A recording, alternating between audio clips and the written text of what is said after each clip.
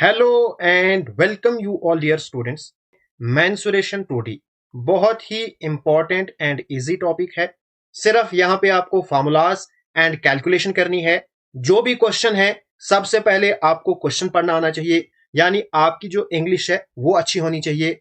उसके बाद फॉर्मूला याद रखना है, कैलकुलेशन करनी है। ज्यादा यहां पे कुछ भी नहीं है। बिल्कुल हम जीरो लेवल से स्टार्ट करेंगे, एडवांस लेवल तक जाएंगे। जितने भी कॉन्सेप्ट क्वेश्चन आपके एग्जामिनेशन के लिए इंपॉर्टेंट है सभी यहां पे हम करने वाले हैं। नाउ सबसे पहले हम सीखेंगे ये जो 2D है ना, इसका क्या मतलब है। 2D का मतलब हो गया टू डायमेंशनल, यानी ऐसी फिगर जिसकी दो डायमेंशन हैं। जैसे यहां पे मैंने फिगर्स ली हैं, रेक्टेंगल हो गया, स्क्वायर हो गया, उसके बाद जितने भी पॉलीगन्स हैं चाहे उनकी साइड्स 5 हो, 6, 7 वगैरह वगैरह, वो सारी हमारे पास क्या है, 2D फिगर्स हैं। अब अगर मैं बात करूंगा पॉइंट की, पॉइंट कैसा होता है, ऐसा जिसकी ना कोई लेंथ होती है, ना ब्रेड्थ होती है, ना कोई हाइट होती है। तो ये हमारे पास क्या हो गया, जीरो डायमेंशन। उसके बाद अगर मैं बात करूंगा लाइन की, लाइन ऐसी होती है, इसकी सिर्फ लेंथ होती है, यानी लाइन हमारे पास क्या है, वन डायमेंशनल है। उसके बाद ये जो हमारे पास शेप्स हैं जिनकी लेंथ होती है, ब्रेड्थ होती है, इनको हम कहते हैं 2D फिगर्स। अगर हमारे पास फिगर्स लेंथ, ब्रेड्थ और हाइट ये तीन है, तो ये हमारे पास क्या हो गई, 3D फिगर्स, यानी थ्री डायमेंशनल फिगर्स। जैसे हमारे पास cube, cuboid, sphere, cone, cylinder etcetera, ये हमारे पास क्या है, 3D फिगर्स है। ओके, यहां पे हम सिर्फ 2D फिगर्स के बारे में पढ़ने वाले हैं। अब बहुत से ऐसे बच्चे हैं जो मेंसुरेशन और ज्योमेट्री में कंफ्यूज होते हैं। क्या मेंसुरेशन और ज्योमेट्री सेम है? देखो, एक सिंपल सी आपने डेफिनेशन याद रखनी है। Mensuration is a branch of geometry that focuses on calculating the properties of geometric shape. अब जो ज्योमेट्री है ये स्टडी करती है properties and relationship of point, lines and shape. यानी ज्योमेट्री स्टडी करती है प्रॉपर्टीज और मेंसुरेशन उन प्रॉपर्टीज को कैलकुलेट करती है। मेंसुरेशन में कैलकुलेशन होती है, किनकी, उन्हीं प्रॉपर्टीज की कैलकुलेशन। तो ये है एक सिंपल डेफिनेशन मेंसुरेशन और ज्योमेट्री की। उसके बाद अगर हम बात करेंगे एरिया एंड पेरीमीटर। एरिया क्या होता है, पेरीमीटर क्या होता है। सबसे पहले पेरीमीटर, इसका दूसरा नाम आपने याद रखना है बाउंड्री, जिससे आप आसानी से समझ सकते हो। और अगर हम इसको सर्कल में लेंगे तो वहां पे सरकमफ्रेंस। अब पेरीमीटर क्या होता है, बाउंड्री। जैसे ये हमारे पास खेत है, अगर इसकी आप फेंसिंग करोगे तो ये इसकी फेंसिंग है यहां पे, है ना। तो ये क्या हो गया हमारे पास, ये हमारे पास पेरीमीटर हो गया। अब एरिया क्या है, ये जो हमारे पास खेत है इसमें जो घास लगा है, जितना ये घास लगा है, जितने एरिया में, इसी को हम कहते हैं एरिया। तो ये हो गया एरिया एंड पेरीमीटर। होप यहां पे आपको कोई भी कंफ्यूजन नहीं है। उसके बाद अगर हम यहां पे कुछ मेजरमेंट्स की बात करेंगे, आपको ये सब चीजें पता होनी चाहिए। 1 सेंटीमीटर, 1 सेंटीमीटर में कितने मिलीमीटर्स होते हैं, 10 मिलीमीटर्स। मिलीमीटर्स यानी mm। उसके बाद 1 मीटर, 1 मीटर में 100 सेंटीमीटर्स होते हैं। उसके बाद 1 kilometre is equal to 1000 metre. ठीक है। उसके बाद अगर हम बात करेंगे सेंटीमीटर्स में, अगर हम इसको लिखेंगे तो विच इज इक्वल टू 10⁵ यानी 1 लाख। अब देखो, ये हमारे पास है 1000 मीटर, इसको हमने कन्वर्ट करना है सेंटीमीटर में। अगर हम इसको कन्वर्ट करेंगे सेंटीमीटर में तो मल्टीप्लाई बाय 100 करना पड़ेगा, यानी 1000 मल्टीप्लाई बाय 100, आपके पास बनेंगे 5 जीरो, यानी 1, 10, 100, 1000, 10,000 1 लाख आ गया। या इसको शॉर्ट में लिख सकते हो 1, 2, 3, 4, 5, 5 जीरो है तो 10⁵ तो 1 kilometre is equal to 1 lakh centimetre. उसके बाद अगर हम बात करेंगे 1 इंच की, 1 इंच ये कितना होता है, 2.54 सेंटीमीटर। ठीक है। उसके बाद अगर हम बात करेंगे 1 फीट की, 1 फुट कितना होता है, बता सकता है कोई? 1 फुट होता है 12 इंच, और 1 इंच होता है 2.54 सेंटीमीटर। उसके बाद 1 हेक्टर, 1 हेक्टर कितना होता है? ये होता है 10,000 मीटर स्क्वायर। उसके बाद 1 एकड़, ये होता है 4046.86 मीटर स्क्वायर, या इसको आप इक्वली लिख सकते हो, अप्रोक्सीमेटली ये आपके पास होता है 4047 मीटर स्क्वायर। ठीक है। उसके बाद अगर हम बात करेंगे, यहां पे कुछ और चीजें आपको याद रखनी है। अगर हम मीटर को बेस मानेंगे, ठीक है, यहां पे ये जो डेका, हेक्टो एंड किलो, यानी किलोमीटर, हेक्टोमीटर, डेकामीटर, ये हो गया डेसीमीटर, सेंटीमीटर एंड मिलीमीटर। इसी तरह से अगर आप वेट का भी करोगे ना, किलोग्राम, इसी तरह से वो भी चलेगा। ठीक है। अगर हम इनको इन टर्म ऑफ मीटर लिखेंगे तो यहां पे क्या आपको याद रखना है? किलो का मतलब हो गया 1000, चाहे ये ग्राम में लिखो या यहां पे आप मीटर में लिखो। अगर मीटर में लिखोगे तो किलोग्राम, यानी 1 kilogram is equal to 1000 metre. ठीक है। इसी तरह से हेक्टोमीटर, 1 हेक्टोमीटर में 100 मीटर होते हैं। ठीक है। उसके बाद यहां पे आएगा डेकामीटर, तो 10, डेका का मतलब हो गया 10, 1 decametre is equal to 10 metres. ठीक है। उसके बाद जो डेसी, ये हमारे पास स्मॉलर यूनिट्स हैं, यानी मीटर से छोटे, तो ये हो गया 0.1 मीटर, यानी 1 decimetre is equal to 0.1 metre. या इसको ऐसे भी आप लिख सकते हो, 1D में लिखूंगा, आपको पता है यहां पे मैंने डेसीमीटर लिखा है, तो इसको अगर आप फ्रैक्शन में कन्वर्ट करोगे, आपके पास बनेगा 1 अपान पॉइंट का आएगा 1, इसके बाद एक डिजिट है तो 0, इसको इसके साथ मल्टीप्लाई लगेगा तो हमारे पास बनेगा 1 metre is equal to 10 decimetre. ठीक है। इसी तरह से आपके पास सेंटीमीटर है, सेंटीमीटर में होते हैं 0.01 मीटर, यानी 1 centimetre is equal to 0.01 metre. इसी तरह से मिलीमीटर 0.001 मीटर। तो इसको आपने इसी तरह से याद रखना है, ये वाला सबसे बड़ा, फिर यहां की तरफ से छोटा छोटा होता जा रहा है। उसके बाद एक important property, when the sides of a 2D figure are doubled. 2D figure मतलब हर कोई फिगर, चाहे वो ट्राइंगल हो, चाहे वो रेक्टेंगल हो, स्क्वायर हो, जितनी भी 2D फिगर्स हैं उनके लिए ये प्रॉपर्टी ट्रू है। अगर हम किसी भी 2D फिगर को डबल करेंगे, उसका जो पेरीमीटर है वो भी डबल हो जाएगा, बट उसका जो एरिया है वो 4 टाइम्स हो जाएगा। कैसे, इसको हम समझेंगे। देखो, ये आपके पास एक स्क्वायर है जिसकी हर एक साइड 3 सेंटीमीटर है। अब मैंने क्या किया, इसको इंक्रीज कर दिया और लिखा 6 सेंटीमीटर और 6 सेंटीमीटर, यानी इसको मैंने क्या किया, डबल किया ना। अब हम चेक करेंगे क्या यहां पे पेरीमीटर भी डबल हो गया। सबसे पहले इसका पेरीमीटर निकालेंगे, इसको नाम रखूंगा मैं ए, इसका नाम रखूंगा मैं बी। जो हमारे पास ए है, इसका पेरीमीटर क्या आएगा?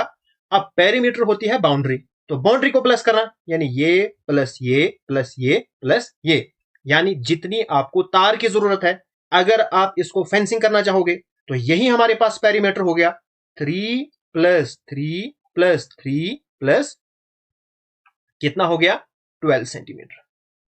अब मैं अगर बी का पेरीमीटर निकालूंगा, ये हमारे पास क्या है, पेरीमीटर, तो बी का हमारे पास पेरीमीटर क्या आएगा, बी का हमारे पास आएगा 6 प्लस 6 प्लस 6 प्लस 6, कितना हो गया, 24 सेंटीमीटर। देखो, मैंने साइड्स को इंक्रीज किया डबल, यानी 2 टाइम्स, जो पेरीमीटर है वो भी इंक्रीज हो गया 2 टाइम्स। अब जरा मुझे बताओ, पेरीमीटर और एरिया में क्या फर्क होता है? जो हमारे पास पेरीमीटर है इसको हम एक्सप्रेस करते हैं सेंटीमीटर में, या हमारे पास मीटर में, या हो गया किलोमीटर में। लेकिन जो एरिया है इसको हम लिखते हैं सेंटीमीटर स्क्वायर, या हमारे पास हो गया मीटर स्क्वायर या किलोमीटर स्क्वायर। ठीक है, यहां पे हमारे पास स्क्वायर होता है। अगर ये इंक्रीज हो गया 2 टाइम्स, जो हमारे पास एरिया है वो स्क्वायर में इंक्रीज होगा, यानी 2 का स्क्वायर, तो ये हो गया 4 टाइम्स। इसीलिए जब भी हम किसी भी 2D फिगर की जो साइड है, अगर हम उनको डबल करेंगे, पेरीमीटर भी डबल हो जाएगा, लेकिन जो एरिया है वो 4 टाइम इंक्रीज करेगा। इसी तरह से यहां पे देखो, अगर हम किसी 2D फिगर को ट्रिपल करेंगे, यानी 3 टाइम करेंगे, जरा मुझे बताओ पेरीमीटर कितना होगा? पेरीमीटर भी 3 टाइम्स होगा, लेकिन जो हमारे पास एरिया है वो हो जाएगा 3 का स्क्वायर। जितने टाइम्स आपने किया उसका आपको स्क्वायर करना है, तो 3 का स्क्वायर हो गया 9। सेम यहां पे है, अगर हम किसी भी फिगर की जो साइड्स हैं उनको हम n टाइम्स इंक्रीज करेंगे, मल्टीप्लाइड बाय n मतलब n टाइम इंक्रीज करेंगे, जो हमारे पास पेरीमीटर है वो भी उतना ही इंक्रीज होगा, लेकिन जो एरिया है वो उसका स्क्वायर इंक्रीज हो जाएगा। ठीक है, ये एक बहुत ही इंपॉर्टेंट प्रॉपर्टी है, आपको पता होनी चाहिए। नाउ हमारे पास बहुत सारी 2D फिगर्स होती हैं, जैसे ट्राइंगल हो गया, रेक्टेंगल हो गया एंड सो ऑन। यहां पे 1 बाय 1 हम सभी को पढ़ेंगे और स्टार्ट करेंगे ट्राइंगल के साथ। Area and perimeter of triangle. Perimeter आपको पता है, ये हमारे पास ट्राइंगल है ए, बी और सी। अगर मैं इसका नाम रखूंगा ए, इसका नाम रखूंगा बी और इसका नाम रखूंगा सी, ये हमारे पास ट्राइंगल है। अगर इसका आपको पेरीमीटर निकालना है, कैसे निकालोगे? Perimeter is equal to, simple आपने जो बाउंड्री है उनको प्लस करना है, यानी यहां से लेके यहां तक, यानी ये साइड ए, प्लस हो गया यहां से लेके यहां तक, यानी प्लस बी, प्लस यहां से लेके यहां तक प्लस सी। ये हमारे पास हो गया पेरीमीटर या बाउंड्री। अब बात आती है एरिया की। एरिया निकालने के लिए हमारे पास बहुत सारे फार्मूलाज होते हैं। सबसे पहले ये जो ट्राइंगल है इसको मैं कंसिडर करता हूं ट्राइंगल जहां पे आपके पास हाइट गिवन है, हाइट या ऑल्टीट्यूड या राइट एंगल ट्राइंगल। ठीक है, अगर यहां पे मैं लेता हूं हाइट, अब हाइट क्या होती है? हाइट होती है, अगर मैं यहां पे ये साइड लूंगा ए बी, इसका जो अपोजिट वर्टेक्स है, इसका अपोजिट वर्टेक्स है सी, अगर मैं इसके पैरेलल एक लाइन ड्रा करूंगा, ठीक है, इस पैरेलल लाइन और इसके बीच में जो परपेंडिकुलर डिस्टेंस है ना, इसी को हम कहते हैं हाइट। देखो यहां पे मैंने एक लाइन ड्रा की, ये लाइन ए बी के पैरेलल है, इनके बीच में जो परपेंडिकुलर डिस्टेंस है ये वाला है सी, और अगर मैं यहां पे नाम रखूंगा D. CD is the perpendicular distance between this line and this line, इसी को हम क्या कहते हैं? हाइट कहते हैं। ठीक है, अब अगर मैं यहां पे लूंगा, सॉरी, अगर मैं BC साइड को लूंगा, अब BC के अपोजिट ये वर्टेक्स है, यहां से यहां मैं ड्रा कर सकता हूं, ये भी हमारे पास हाइट होगी। अगर मैं इसको कंसिडर करूंगा तो यहां से लेके यहां तक ये भी हमारे पास एक हाइट हो सकती है। अगर मैं इसको लूंगा H1, इसको रखूंगा नाम H2 और इसको नाम रखूंगा H3। ठीक है, अगर मैं यहां पे किसी ए को कंसिडर करूंगा बेस, बेस मतलब जिसके ऊपर आपने ये जो अल्टीट्यूड है या जो हाइट है ये ड्रॉ की है। सबसे पहले अगर मैं इसको कंसिडर करूंगा, यानी ए बी, और इसके ऊपर हाइट जो ड्रॉ की है वो CD ड्रॉ की है या H1, तो इस केस में हमारे पास एरिया क्या होगा? Area is equal to 1/2 base into height, base into height. ये हमारे पास फॉर्मूला है। अब यहां पे हमारे पास बेस क्या है? वो साइड जिसके ऊपर परपेंडिकुलर ड्रॉ किया गया है, वो हमारे पास ए बी है, या इसको नाम रखा है मैंने ए, तो हमारे पास आएगी ए इंटू हाइट हमारे पास है H1। ठीक है, इसी तरह से मैं यहां पे लिख सकता हूं फिर दूसरा, और ये सारे जो हमारे पास है ना वो एरियाज इक्वल होते हैं, चाहे आप H1 और इसको कंसिडर करो, चाहे आप ये वाली हाइट और ये बेस कंसिडर करो, चाहे आप ये वाली हाइट या ये बेस कंसिडर करो, ये सारे हमारे पास इक्वल होते हैं। अगर मैं यहां पे लिखूंगा डेल्टा, ये रिप्रेजेंट करता है एरिया ऑफ ट्राइंगल, तो ये आएगा 1/2 बेस इंटू हाइट। अगर मैं दूसरा कंसिडर करूंगा, यानी बेस रखूंगा ये वाली BC, तो बेस इस वक्त है B, तो 1/2 B इंटू ये हमारे पास इसके ऊपर हाइट है यानी H2। इसी तरह से अगर मैं ये वाली कंसिडर करूंगा, बेस C को लूंगा, तो 1/2, सॉरी ये हमारे पास हाँ B ही है, into C into H3।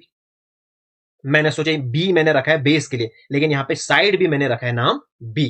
Okay, तो ये तीनों हमारे पास क्या है, इक्वल हैं, चाहे ऐसे एरिया करो, ऐसे करो या ऐसे एरिया कैलकुलेट करो। ओके, उसके बाद अगर मैं देखो 1/2 1/2 1/2, अगर इसको हम खत्म करेंगे तो हमारे पास डेल्टा क्या आएगा, इसको इसके साथ मल्टीप्लाई करेंगे तो 2 delta is equal to A into H1 is equal to B into H2 is equal to C into H3। ये जो 1/2 है ना, इसको मैंने क्या किया, तीनों को मैंने मल्टीप्लाइंग बाय 2 किया। अब यहां पे कैंसिल हो जाएगा, यहां पे कैंसिल हो जाएगा, यहां पे कैंसिल हो जाएगा, यहां पे बचेगा, यानी 2 delta is equal to this. अब एरिया हम किसी हाइट या बेस को लेंगे, हमारे पास जो एरिया है हमेशा सेम आएगा, यानी ये हमारे पास कांस्टेंट रहेगा। ठीक है, अब ये जो हाइट है ये इक्वल भी हो सकती है, नहीं भी हो सकती है, जरूरी नहीं कि ये हमारे पास इक्वल होंगी। ठीक है, अब यहां पे देखो, अगर फॉर एग्जांपल यहां पे हाइट 5 है और बेस जो है वो 3 है, बनेगा 3 इंटू 5, एरिया आएगा 5 3 15 अपान में 2। अब यहां पे अगर मैं फॉर एग्जांपल जो हमारे पास हाइट है इसको मैं 3 लेता हूं, तो बताओ फिर बेस हमारे पास 5 है, यानी जो यहां पे हाइट और बेस थी ये बिल्कुल डिफरेंट यहां पे है। यहां पे हमारे पास इस वक्त बेस 5 है, यहां पे हमारे पास बेस 3 थी, यहां पे हमारे पास हाइट 3 थी, यहां पे हमारे पास जो बेस है, सॉरी जो हाइट है वो 5 है, यानी ये डिफरेंट हो सकता है। लेकिन क्या यहां पे आपने एक चीज ऑब्जर्व किया, जो ये आपस में है ना, बेस और हाइट GHT, ये आपस में इनवर्सली प्रोपोर्शनल है। क्या मतलब इसका, यानी अगर आप बेस को इंक्रीज करोगे तो फिर हाइट डिक्रीज होगी। जरा यहां पे देखो, यहां पे बेस थी 3, हाइट थी 5, फिर मैंने क्या किया, बेस को मैंने इंक्रीज किया, 3 से 5 हो गई, लेकिन हाइट कम हो गई। अब अगर ऐसा नहीं होता, अगर मैं बेस को बढ़ाऊंगा, हाइट भी बढ़ जाएगी, फिर क्या होगा, फिर तो एरिया बढ़ जाएगा, वो एरिया तो कुछ और आएगा। लेकिन यहां पे तो एरिया फिक्स है, तो फिक्स जब रहेगा तो उस केस में height is inversely proportional to base, यानी अपोजिट में इंक्रीज हो जाएंगे। अगर मैं यहां पे रेशो लूंगा, अगर हमारे पास हाइट का रेशो है 5:3, तो फिर बेस का रेशो कितना आएगा, 3:5, या ऐसे लिखो आप 1/5:1/3। ठीक है, अगर मैं जनरल टर्म में लिखूंगा, अगर हमारे पास जो बेस है वो है A B और C, फिर हमारे पास हाइट क्या आएगी, अगर मैं रेशो ले लूंगा H1 ratio H2 ratio H3, अगर मैं इसको इन टर्म ऑफ बेस लिखूंगा तो 1/A ratio 1/B ratio 1/C, तो ये हमारे पास क्या बनेगी, हाइट बनेगी। ठीक है, और यहां पे आपने कॉन्सेप्ट याद रखा, बेस और हाइट आपस में क्या है, इनवर्सली प्रोपोर्शनल है, यानी जितना एक बढ़ेगा उतना दूसरा कम हो जाएगा। ठीक है, और एक चीज, अगर कोई बेस हमारे पास सबसे बड़ी है, अगर बेस सबसे बड़ी है तो उसके ऊपर जो हाइट है वो सबसे छोटी होगी, अगर हाइट सबसे बड़ी होगी तो उसके नीचे जो बेस है वो सबसे छोटी होगी, बाकी साइड्स के कंपैरिजन में। बहुत इंपॉर्टेंट कॉन्सेप्ट है, अगर एक चीज बड़ा होगा फिर दूसरा छोटा होना चाहिए। ठीक है, ये कॉन्सेप्ट है। अब हम इसी कॉन्सेप्ट के बेसिस पे क्वेश्चन करेंगे। क्वेश्चन नंबर 1 हमारे पास है, if two cities A and B on a map of scale 1:60 lakh are 5 centimeter apart, what is the actual distance in kilometer between A and B? सबसे पहले हम समझेंगे question कहता क्या है। क्वेश्चन कहता है हमारे पास दो सिटीज है, ठीक है, हमने उन सिटीज का मैप बनाया, जैसे for example Jammu and Srinagar. अगर इनका आपने मैप बनाना है, क्या आप यहां पे एक्चुअल डिस्टेंस लिखोगे? क्या आप 240 किलोमीटर का मैप बना सकते हो? नहीं बना सकते हैं। वहां पे हम स्केल रखते हैं, जैसे यहां पे इन्होंने रखा है 1 सेंटीमीटर को रखा है 6 लाख सेंटीमीटर, उसके जगह पे 1 सेंटीमीटर रखा है मैप पे, यानी एक्चुअल में वो 60 लाख है। कितना है? 60 लाख सेंटीमीटर, उसके कंपैरिजन में रखा है 1। ठीक है, यानी मैप पे है 1 और एक्चुअल में कितना है? 60 लाख। 2 2 4 5। ठीक हो गया। अब यहां पे हम क्या करेंगे? यहां पे इन्होंने बताया है कि मैप पे वो दोनों सिटीज हैं 5 सेंटीमीटर अपार्ट, यानी 5 सेंटीमीटर एक दूसरे के दूर हैं। What is the actual distance? बताओ भाई, एक्चुअल डिस्टेंस कितना है और किलोमीटर में बताना है। अब देखो, 1 सेंटीमीटर को, यानी मैप का 1 सेंटीमीटर और एक्चुअल का 60 लाख। अब मैप का 5 सेंटीमीटर, यानी मल्टीप्लाई बाय 5, यहां पे भी हम मल्टीप्लाई बाय 5 करेंगे। इसको जब हम 5 से मल्टीप्लाई करेंगे, ये बनेगा इतना। ठीक है, अब इसको हमने किलोमीटर में करना है। अब हम जानते हैं 1 किलोमीटर इज इक्वल टू 10 की पावर 5 या 1 लाख सेंटीमीटर। तो उसी से हम डिवाइड करेंगे, तो अपान करेंगे 1 लाख,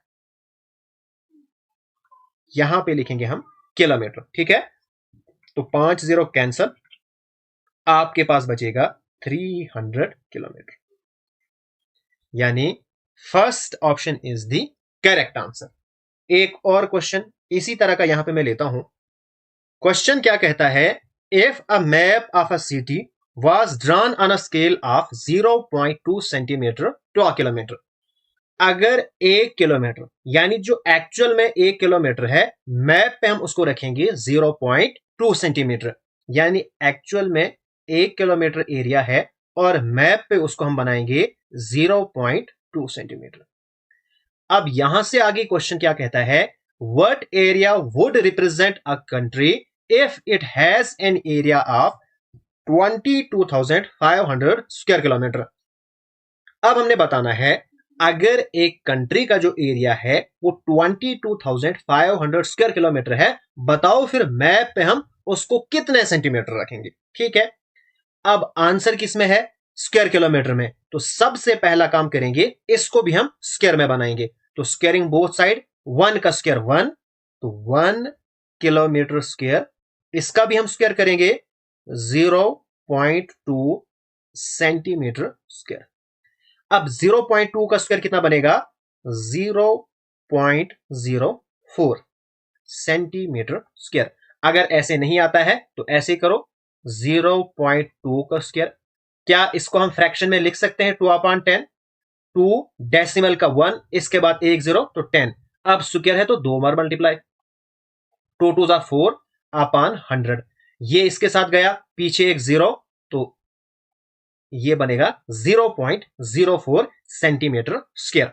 ठीक है, अब ये 1 किलोमीटर है, यहां पे भी स्क्वायर है, सेम है। अब सिंपल इससे हम मल्टीप्लाई करेंगे, तो multiplying both side by 22,500 square kilometre which is equal to 0.04 into 22,500 centimetre square.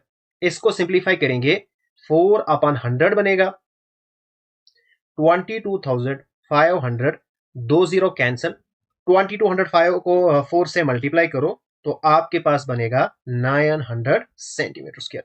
तो इतना एरिया किस पे बनेगा? मैप पे बनेगा, यानी fourth option is the correct answer. बहुत इजी क्वेश्चंस हैं और एग्जाम में पूछे हुए क्वेश्चन हैं, ऐसे नहीं कि मैंने अपने से बनाई।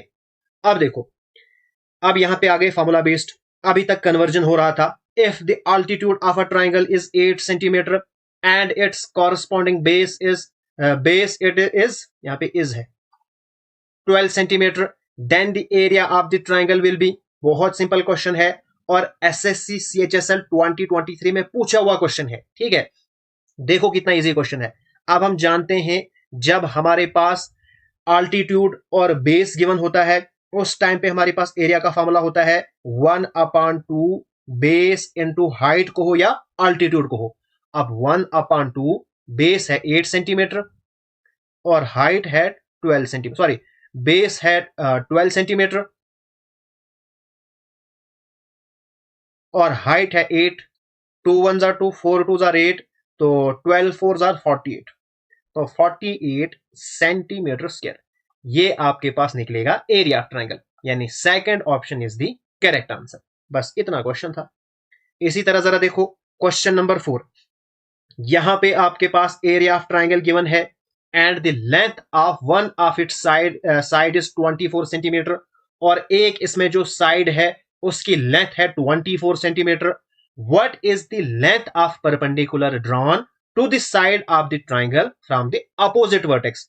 अब अपोजिट वर्टेक्स से जब हम एक परपेंडिकुलर ड्रा करेंगे तो वो हमारे पास क्या होता है, वही तो हमारे पास हाइट है, यानी यहां पे आपको हाइट निकालनी है। अब हम जानते हैं area is equal to 1/2 base into height. अब यहां पे एरिया गिवन है तो हम इसको लिखेंगे 1/2 इंटू, अब बेस हमारे पास साइड होती है, यानी ये है 24 into height is equal to area कितना है 96 सेंटीमीटर स्क्वायर। करो इसको सिंप्लीफाई तो आएगा 12। अब 12 को यहां पे मल्टीप्लाई है, जब इधर जाएगा तो डिवाइड बनेगा, और हाइट इज इक्वल टू 96/12। 12 यहां पे था, इधर आया मल्टीप्लाई बना, तो यहां पे कितना बनेगा 12 8 आर 96। तो आपके पास जो हाइट है वो 8 सेंटीमीटर आएगी। खत्म question. Two sides of a triangle, हमारे पास दो साइड ट्राइंगल की गिवन है। If the height of the triangle is 12 metre, और फिर हाइट गिवन है लेकिन किसके कॉरस्पॉन्डिंग 9.6 मीटर के कॉरस्पॉन्डिंग 12 मीटर हाइट है, और 12.8 मीटर के कॉरस्पॉन्डिंग जो हाइट है वो हमने फाइंड करनी है, यानी हमारे पास एक ट्राइंगल है।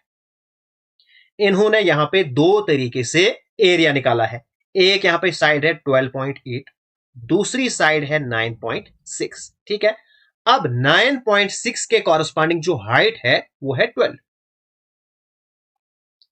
उसके बाद यहां पे भी हमने हाइट ड्रा करनी है, हमने बताना है ये वाली हाइट कितनी है। मैंने आपको क्या बोला था, चाहे एरिया आप किसी बेस और हाइट को कंसिडर करो हमेशा इक्वल आएगा, यानी आप लिख सकते हो हमारे पास जो एरिया है 1/2, अगर मैं लूंगा b1 इंटू h1, एक बेस एक हाइट, तो ये हमारे पास आएगा 1/2 b2 इंटू h2। दूसरी बेस दूसरी हाइट सेम है, 1/2 कैंसल, तो बेस हाइट। अब यहां पे हम आराम से वैल्यू पुट करेंगे और आंसर निकालेंगे। अब यहां पे हमारे पास जो कॉरस्पॉन्डिंग साइड है 9.6, इसके कॉरस्पॉन्डिंग जो हाइट है वो 12 है। अगर मैं इसको यहां पे रखूंगा, यानी 9.6 अगर हमारे पास बेस है और हाइट कितनी है इसके ऊपर 12। ठीक, उसके बाद अगर हमारे पास जो हाइट है वो 12.8 है, इसके कॉरस्पॉन्डिंग हाइट कितनी है इसको हमने फाइंड करना है। करो सिंप्लीफाई, ये बनेगा 9.6 इंटू 12 और अपान में यहां पे मल्टीप्लाई में है, इधर जाके डिवाइड बनेगा। ठीक है, अब डेसिमल के बाद एक डिजिट है, डेसिमल के बाद एक डिजिट है, अगर डेसिमल के बाद नंबर ऑफ डिजिट सेम है, यहां पे भी एक यहां पे भी एक, अगर यहां पे दो यहां पे दो, अगर सेम है तो वो डेसिमल कैंसल हो जाते हैं। अब आप समझो यहां पे 96 है, यहां पे 128 है, तो करो इसको सिंप्लीफाई, उड़ाओ। अब देखो 16 8 128 और 12 8 96। ठीक है, उसके बाद 4 4 16, 3 4 12, 4 1 4, 3 4 12, 3 3 9। तो आपके पास जो हाइट है वो 9 सेंटीमीटर निकल के आ गई, यानी second option is the correct answer. बहुत इजी है, सिंपल फार्मूलाज इस्तेमाल हो रहे हैं और हमारे क्वेश्चन निकल रहे हैं। नेक्स्ट हमारे पास है question number 6। Area of a triangle, यहां पे एरिया गिवन है। If base of this triangle is 3/5 of the height, जो बेस है ना वो है 3/5 of the height. Let us suppose that जो हमारे पास हाइट है इसको मैं मान के चलूंगा x, ठीक है, बिकॉज हम जानते नहीं है हाइट कितनी है। फिर हमारे पास बेस कितनी है, बेस है 3/5 ऑफ हाइट, यानी हाइट अगर x है तो ये आएगी 3/5 ऑफ x। बस इतना सा कॉन्सेप्ट था। अब एरिया गिवन है तो हम जानते हैं area is equal to 1/2 base into height, यानी फिर ये होगा 1470 के बराबर है ना। तो हमारे पास बेस कितनी है 3/5x मल्टीप्लाई बाई x, यानी हाइट इज इक्वल टू 1470। यहां पे आपके पास 1/2 भी है, ठीक है। अब ये बना 5 2 10 यानी 3/10। ये यहां पे फ्रैक्शन में है, जब इज इक्वल टू के इस साइड आएगा तो रेसिप्रोकल हो जाएगा यानी उल्टा हो जाएगा। x और x हो गया x स्क्वायर, ये बनेगा 1470 इनटू अब बनेगा 10/3, ठीक है। इसको सिंप्लीफाई करो, ये बनेगा 490, इसके साथ मल्टीप्लाई करो तो 4900, ठीक है। तो x स्क्वायर जब इधर जाएगा तो रूट बनेगा 4900, इसका रूट कितना होगा, इसका रूट होगा 4970, यानी आपके पास x क्या थी हाइट, यानी हाइट फिर आप ट्राइंगल कितनी निकलेगी 70 सेंटीमीटर, यानी D option is the correct answer. SSC GD में पूछा हुआ क्वेश्चन है। नेक्स्ट क्वेश्चन है the ratio of the Heights of two triangles is 4:3 and the ratio of their areas is 6:7। What is the ratio of their basis. इस वक्त question में दो triangles हैं, उन दो ट्राइंगल्स की जो हाइट है उनकी रेशियो गिवन है, उन दो ट्राइंगल्स का जो एरिया है उनकी रेशियो गिवन है। हमने बताना है उनकी जो बेसिस है ना उनकी रेशियो हमने बताना है। अब एरिया कितना होता है 1/2 बेस इंटू हाइट। अब यहां पे दो ट्राइंगल्स हैं, मैं लिखूंगा A1 एक ट्राइंगल के लिए और दूसरी के लिए मैं लिखूंगा A2, 1/2 base into height B2H2, ठीक है। अब यहां पे हमने निकालना है ratio of their bases, bases का रेशियो। तो B1 इधर ही रखूंगा मैं, H1 अगर इधर लूंगा मैं, अब देखो 1/2 यहां पे भी है 1/2 यहां पे भी है, जब मैं रेशियो ले लूंगा ये कैंसिल हो जाएगा, ठीक है। तो इसको यहां पे लिखने की कोई भी जरूरत नहीं है बिकॉज इससे वो चेंज नहीं होगा, मैं सिर्फ इस पे फोकस करूंगा। अब बेस मैंने निकालनी है तो बेस यानी B1, H1 जब इधर आएगा तो ये बनेगा A1/H1।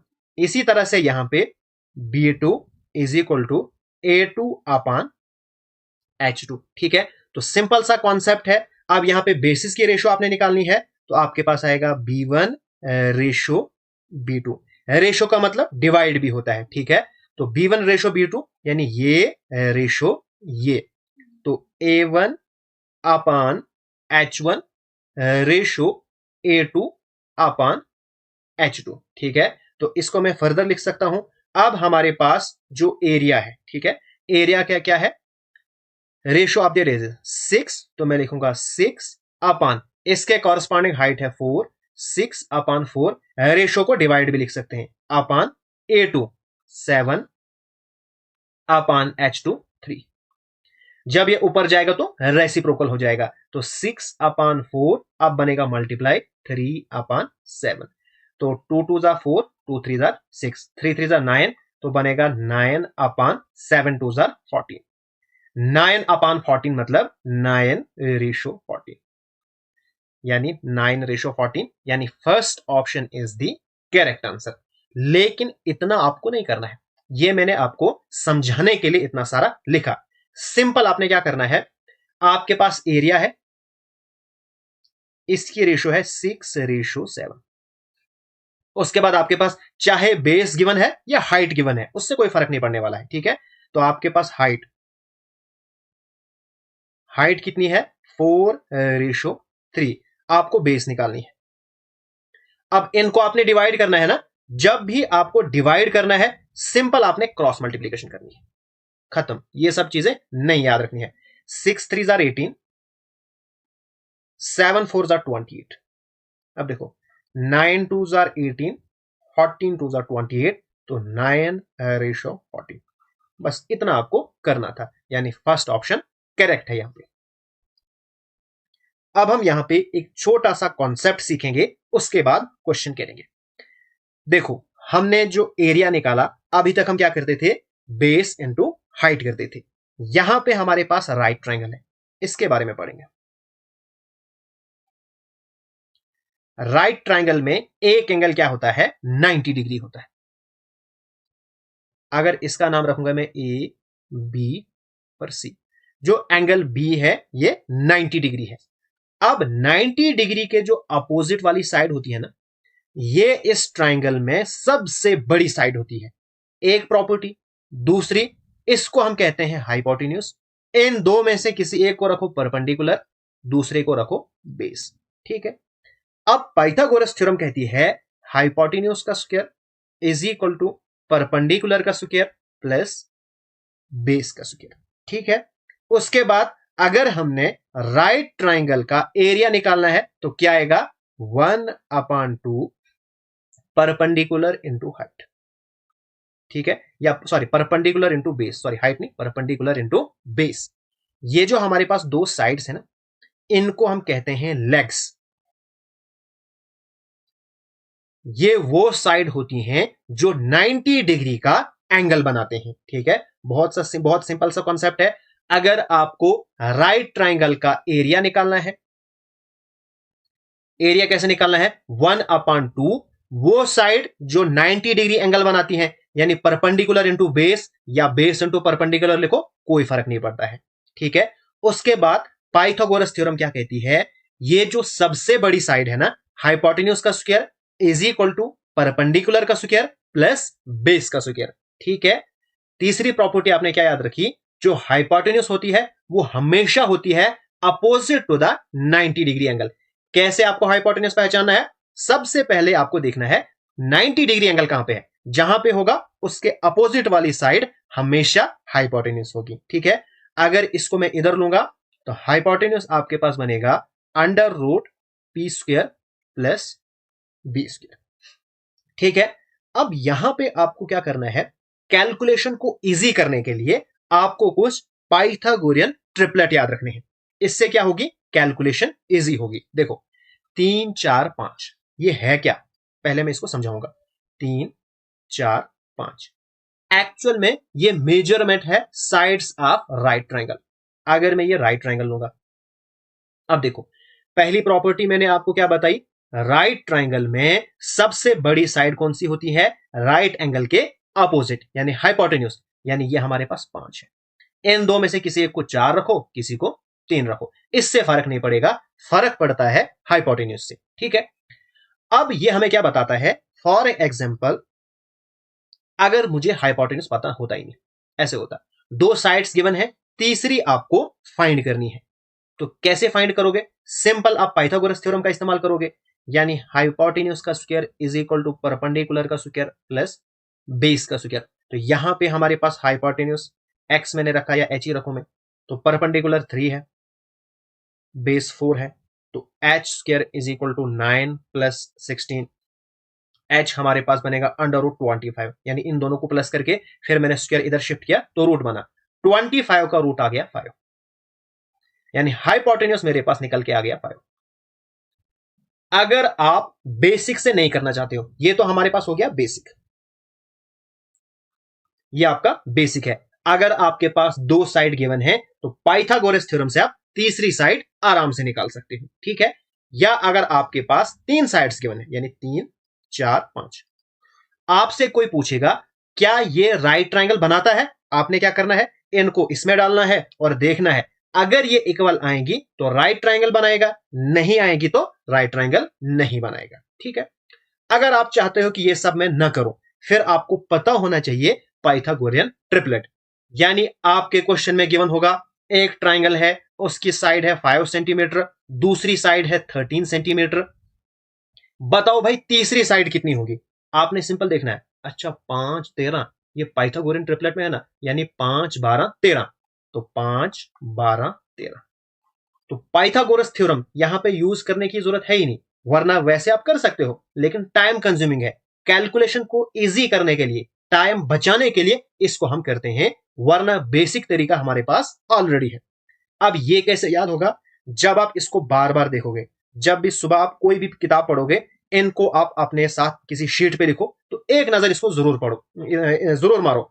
जब आप रोज इसको नजर मारोगे, ये आपको ऑटोमेटिकली याद हो जाएंगे। अब देखो 3 4 5 इजी है, 5 12 13, फिर 7 के साथ 7 24 25, फिर 8 15 17, पहले वाले नंबर याद करो। 3 के साथ, 5 के साथ, 7 के साथ, 8 9 11 12 13 15 16 17 19, 20 के साथ 2 बार, 21 60 105, यहां से नीचे ज्यादा जरूरी नहीं है।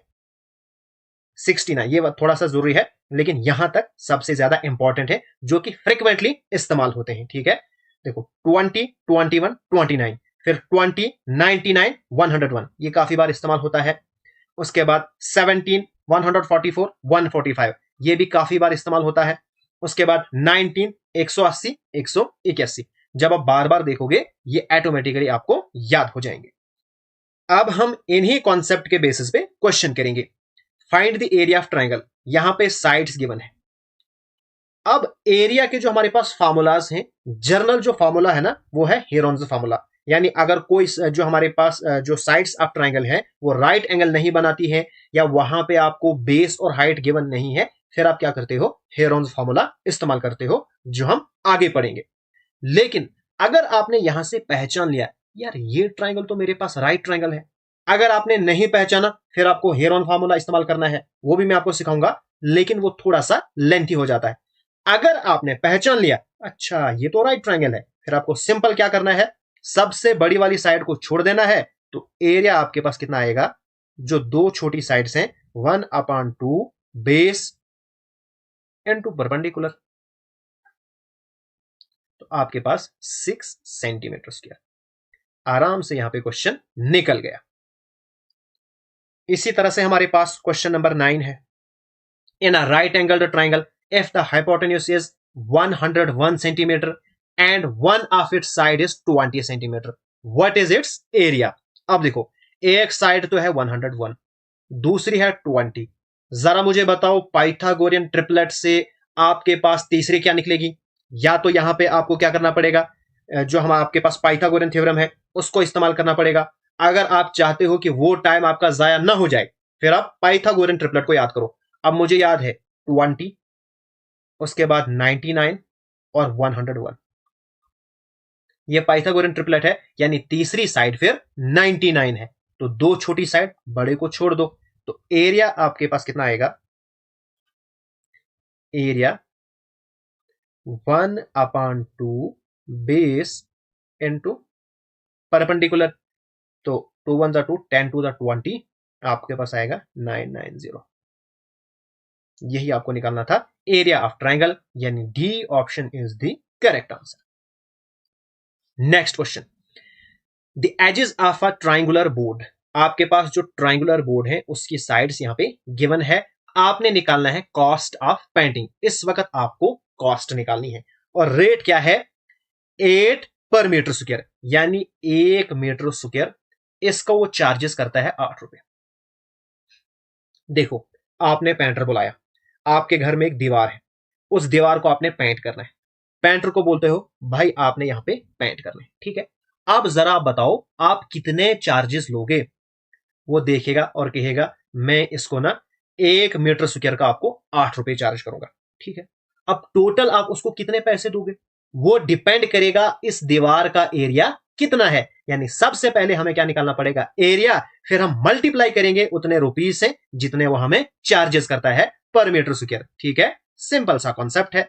अब आपके पास है 12 35 37, या तो यहां पे आपको हेरोन्स फार्मूला लगाना है, जिससे काफी लेंथी हो जाएगा, या आपको यहां पे पहचानना पड़ेगा कि ये राइट ट्राइंगल है। कैसे पहचानोगे? पाइथागोरियन ट्रिपलेट से। 12 35 सेंटी पाइथागोरियन ट्रिपलेट है, तो एरिया आराम से निकाल सकते हो, 1/2 बेस इंटू परपेंडिकुलर,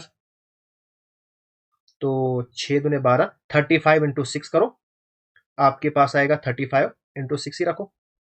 अब आपको निकालना है रेट, टोटल कॉस्ट। तो कॉस्ट कितनी आएगी, एरिया मल्टीप्लाई बाय जितने वो चार्जेस करता है, 8 रुपए पर मीटर स्क्वायर, तो multiply by 8।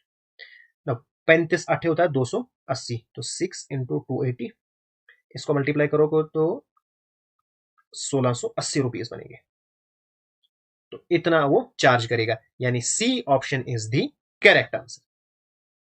The perimeter of a right angled triangle, यहां पे आपके पास पेरीमीटर गिवन है और दो जो परपेंडिकुलर साइड्स हैं राइट एंगल्ड ट्राइंगल की, उनकी यहां पे रेशियो गिवन है, आपको एरिया फाइंड करना है। ठीक है, यहां पे हमारे पास 5:12। अब देखो, आपको पता है पाइथागोरियन ट्रिपलेट में हमारे पास 5 12 13 यानी रेशियो 30। ये आ गई दो परपेंडिकुलर साइड्स, या एक परपेंडिकुलर एक बेस, और ये हमारे पास हाइपोटेन्यूज। लेकिन यहां पे रेशियो है, ये हमारे पास एक्चुअल नहीं है, यानी आपके पास जो परपेंडिकुलर है वो 5 है, नहीं, ये रेशियो है।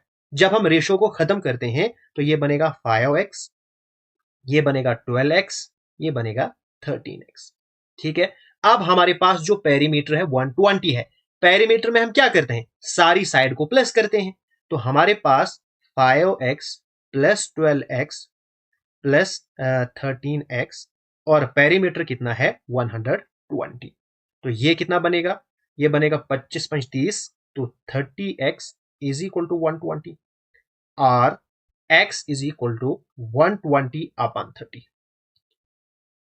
तो x की वैल्यू आपके पास 4 निकल के आ गई। ठीक है, अब आपको यहां पे साइड्स निकालनी है, तो x की जगह पे 4 लिखोगे तो आपके पास आएगी 20, 12 4s are 48, 13 4s are 52। तो ये आपके पास साइड्स निकल के आ गई। ठीक है, आराम से एरिया निकाल सकते हो, area is equal to 1/2 into 2 perpendicular side, जो सबसे बड़ी है उसको छोड़ दो, बाकी दो को ले लो, यानी 20 इंटू 48, 10 से हो जाएगा, आपके पास बनेगा 480 सेंटीमीटर स्क्वायर, यानी D option is the correct answer. इसी तरह से नेक्स्ट हमारे पास क्वेश्चन है, यहां पे साइड्स गिवन है, पेरीमीटर गिवन है, आपने बताना है difference between greatest side and the smallest side. अब देखो, हमारे पास साइड्स इस वक्त फ्रैक्शन में है, जब भी आपके पास फ्रैक्शन में है इनको हम खत्म करते हैं और सीधा लिखते हैं। सीधा हम कैसे लिखते हैं, जो अपान में है ना, इनका एलसीएम लेते हैं, यानी 3 5 4, इनका एलसीएम ले लो, एलसीएम आपके पास आएगा 60। उसके बाद क्या करते हैं हम, ये जो एलसीएम आया ना, इससे सभी को हम मल्टीप्लाई करते हैं, यानी 60/3, 60/5, 60/4। करो इसको सिंप्लीफाई, तो ये आपके पास कितना बनेगा 20, ये आपके पास बनेगा 12, ये आपके पास बनेगा 15। ठीक है, तो ये बना 20:12:15। जब हम रेशियो हटाते हैं x लगाएंगे तो 20x, दूसरी बनेगी 12x, तीसरी बनेगी 15x। अब यहां पे पेरीमीटर गिवन है, यानी तीनों को प्लस करो, तो पेरीमीटर आपके पास है 141 सेंटीमीटर, तो 20x plus 12x plus 15x is equal to 141, तो ये बनेगा 47x इज इक्वल टू 141, तो x आपके पास बनेगा 141/47, 3 से जाएगा, तो x की वैल्यू आपके पास 3 आई। अब आपने क्या करना है, डिफरेंस फाइंड करना है, माइनस करना है, सबसे बड़ी, ये सबसे बड़ी है, ये सबसे छोटी है, करो इन दोनों को माइनस, तो 20x माइनस 12x आएगा 8x, और x आपके पास 3 है, यानी 8 इंटू 3 दैट इज 24 सेंटीमीटर, यानी D option is the correct answer. अब हम पढ़ेंगे हेरोन्स फार्मूला।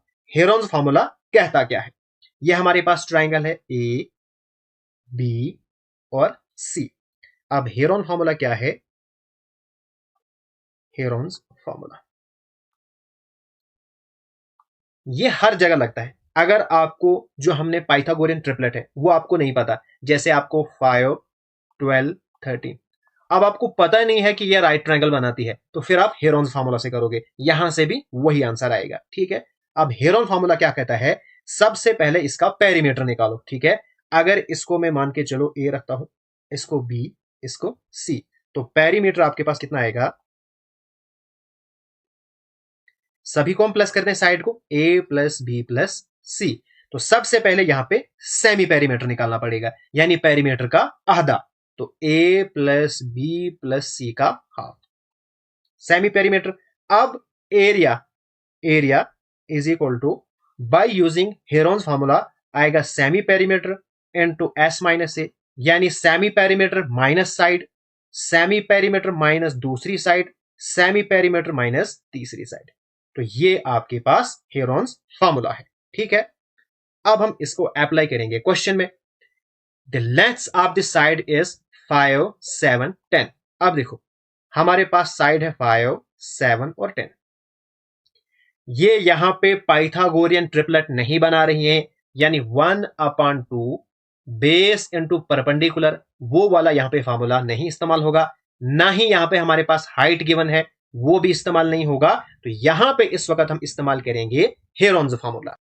सबसे पहले सेमी पेरीमीटर निकालेंगे, साइड को plus divided by 2, 5 plus 7 plus 10 divided by 2 आएगा 22/2, दैट इज 11। सेमी पेरीमीटर कितना निकला, 11। अब एरिया,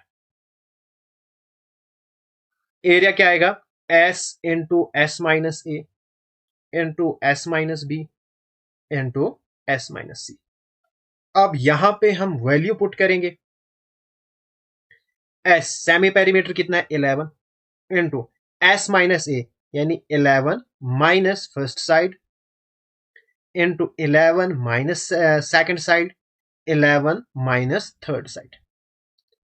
करो 11 इंटू 6 इंटू 4 इंटू 1, आपके पास कितना बनेगा, देखो 4 का रूट होता है 2, तो इसका निकालो, आएगा 2 बाहर। 11 6 66, तो इसका हमारे पास परफेक्ट स्क्वायर नहीं होता है, तो ये आएगा 2/66 सेंटीमीटर स्क्वायर, यानी third option is the correct answer. Next हमारे पास क्वेश्चन नंबर 14, सीडीएस में पूछा हुआ क्वेश्चन है। एक्चुअल में ये क्वेश्चन नहीं है, बल्कि एक कॉन्सेप्ट है जिसको आपको मैं समझाने वाला हूं। ये हमारे पास एक ट्राइंगल है, ठीक है ना। अगर मैं यहां पे एक हाइट या परपेंडिकुलर ड्रा करूंगा अपोजिट साइड से, ठीक है। अगर इसका नाम रखूंगा मैं ए, बी और सी, और ये हो गया डी। आप मुझे बताओ, जब मैंने ये परपेंडिकुलर यहां से ड्रा किया, ये जो बड़ी ट्राइंगल है ए बी सी, ये दो ट्राइंगल में डिवाइड हो गई। एक हो गई ए बी डी और दूसरी हो गई ए डी सी, और ये दोनों आपके पास राइट ट्राइंगल है। अगर मैं ये छोटी वाली देखूंगा ना, इसमें ए बी डी में ये वाला हाइपोटेन्यूज है और इसमें ये वाला हाइपोटेन्यूज है, ठीक है। और दोनों ट्राइंगल में जो कॉमन साइड है वो ये वाली है, ए डी वाली, ठीक है। जरा आप इन पे फोकस करो। ये आपके पास साइड्स गिवन है, under root A square plus B square, under root C square plus A square and B plus C. आप मुझे बताओ इन तीनों में कॉमन क्या है। देखो जरा, यहां पे ए कॉमन है, यहां पे ए कॉमन है। अब यहां पे अगर हम ऑब्जर्व करेंगे तो एक हमारे पास ट्राइंगल है A B D, right triangle, दूसरी है ए डी सी। इन दोनों में ये वाली साइड कॉमन है, इसका मतलब फिर ये ए होगी। क्यों? क्योंकि ए यहां पे भी है, ए यहां पे भी है, बाकी कुछ भी कॉमन नहीं है। इसका मतलब कॉमन वाली साइड यही हो सकती है, बाकी कुछ भी नहीं हो सकता है। अब देखो, इन दो में से एक यहां पे होगा, एक यहां पे भी होगा, अपनी मर्जी से जो आप रखना चाहते हो, ठीक है। अब यहां पे होगा under root A square plus B square. क्यों? क्योंकि हमारे पास जो हाइपोटेन्यूज है वो अंडर रूट परपेंडिकुलर का स्क्वायर प्लस बेस का स्क्वायर, ठीक है। अगर ये हमारे पास परपेंडिकुलर है, ये फिर बेस है, यानी बी यहां पे है, ठीक है। इसी तरह से ये हमारे पास अगर मैं रखूंगा सी स्क्वायर प्लस ए स्क्वायर, तो ये हमारे पास फिर सी है, ठीक है। ये जो मैंने क्वेश्चन यहां पे किया ना, ये अपनी ऑब्जर्वेशन से जो कॉन्सेप्ट मैंने पाइथागोरस थ्योरम से सीखा था वो यहां पे मैंने अप्लाई किया, ठीक है। इस तरह से कभी कभार आपको करना पड़ सकता है जब क्वेश्चन जो है टिपिकल एग्जामिनेशन में पूछा जाता है, जिसको अक्सर बच्चे नहीं कर पाते हैं। अगर आप उस क्वेश्चन को करना चाहते हो तो ये फिर आपको सीखना पड़ेगा, ठीक है। तो इस तरह से अब मैंने निकाला, अब यहां से आराम से आप एरिया निकाल सकते हो। देखो जरा, पहले कितना डिफिकल्ट लग रहा था, अब देखो अब कितना इजी हो गया। अब एरिया कितना है, 1/2 बेस इंटू हाइट। हाइट हो गई ये और बेस हो गई ये, और ये कितनी है, बी, और ये सी, यानी बी प्लस सी। तो हमारे पास 1/2 B plus C into A, यानी A into A plus, sorry, B plus C upon 2, यानी C option is the correct answer. इसी कॉन्सेप्ट पे एक क्वेश्चन लिया है जो कि एसएससी सीजीएल टीयर 2 में पूछा हुआ क्वेश्चन है। ये क्वेश्चन कभी कभार एग्जामिनेशन में पूछे जाते हैं, लेकिन जब पूछे जाते हैं अक्सर बच्चे आंसर नहीं कर पाते हैं, जो आंसर देते हैं उनकी सिलेक्शन हो जाती है। अब देखो यहां पे ए, बी और सी, अगर मैं एक परपेंडिकुलर ड्रा करूं जिसका नाम मैं रखूंगा डी। क्वेश्चन पढ़ो जरा, A B C is a triangle. A B C triangle है, ए बी है 5 सेंटीमीटर, ए सी है √41, उसके बाद बी सी है 8, यानी यहां से लेके यहां तक। एडी परपेंडिकुलर ड्रा किया गया है। What is the area of triangle A B D. A B D, इस वाली ट्राइंगल का मुझे एरिया फाइंड करना है।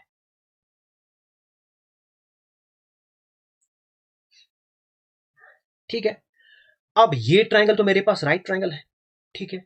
राइट ट्राइंगल, अब मुझे क्या करना है, एरिया निकालना है। एरिया तब निकलेगा जब यहां से यहां तक मुझे पता चलेगा और ये मुझे पता चलेगा, ठीक है ना। ये मुझे कैसे पता चलेगा, अब 5, जरा आप सोचो, 5 पाइथागोरियन ट्रिपलेट में आता है, हाँ आता है। कहां पे, 5 12 13, एक तो यहां पे आता है, दूसरा 3 4 5, दो ट्रिपलेट आते हैं। अब जरा मुझे बताओ इन दो में से कौन सा आएगा, बताओ जरा सोचो। अब देखो 5 यहां पे है और ये राइट एंगल के अपोजिट में है, यानी ये हाइपोटेन्यूस होना चाहिए। हाइपोटेन्यूस सबसे बड़ी साइड होती है, यहां पे सबसे बड़ी 13 है, यानी ये वाला पॉसिबल नहीं है, ये वाला आएगा, ठीक है। अब एक तो हमने चूज कर लिया कि जो हमारे पास हाइपोटेन्यूस है वो ये है। अब मसला आता है इस साइड का और इस साइड का, कौन सी साइड 3 होगी, कौन सी साइड 4 होगी, अपनी मर्जी से नहीं रखना है। अब यहां पे ये वाली चीज भी सेटिस्फाई होनी चाहिए, यानी ये भी हाइपोटेन्यूस है और ये किसके इक्वल है, हमारे पास हाइपोटेन्यूस होता है अंडर रूट परपेंडिकुलर का स्क्वायर प्लस बी का स्क्वायर, ठीक है।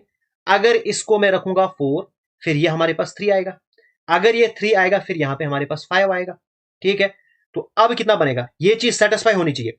देखो 5 का स्क्वायर 4 का स्क्वायर बना 41, तो ये वाला ठीक है। अगर मैं यहां पे 4 रखता, यहां पे 3 रखता, फिर ये वाली कंडीशन सेटिस्फाई नहीं होती, ये भी आपको देखना है। बस अब क्वेश्चन हो गया, अब मैं आराम से निकाल सकता हूं।